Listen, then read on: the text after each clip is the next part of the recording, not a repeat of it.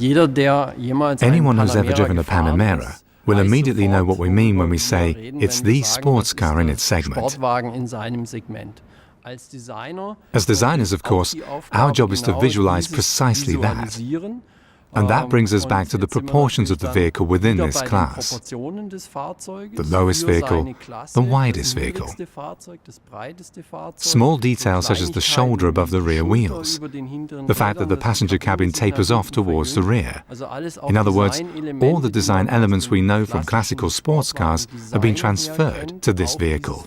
That immediately produces the visual message, despite the size of the vehicle. I am the sports car in this segment. We had a very clear direction in mind and an idea.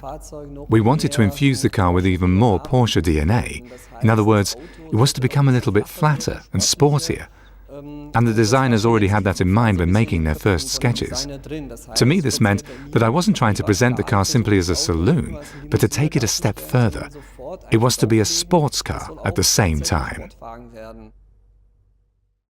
The first generation we created was a vehicle that has lots of character.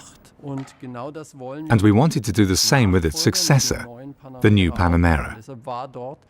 That's why the line of the roof was settled right from the start. But the clear expectation was that it should be further optimized and improved compared with its predecessor.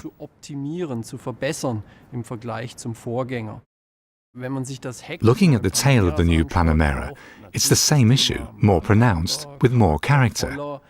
Again emphasizing the theme of width, reducing the optical height.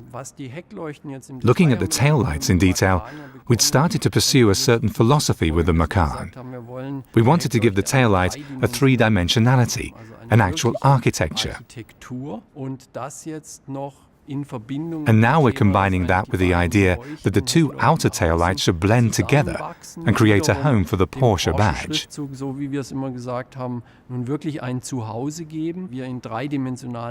It will be particularly interesting to see what it looks like at night, which is when many vehicles basically lose their brand identity.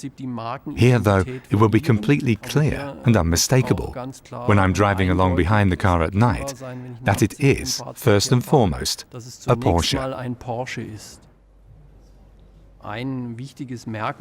An important feature of the interior is again the emphasis on breadth, and that we actually want a slim-looking information panel. To me personally, the real highlight of this vehicle is the wide screen, which is completely integrated into the surface. To achieve that, the vents, which are normally on the left and right, giving you the feeling that the screen is squeezed between them, have moved down.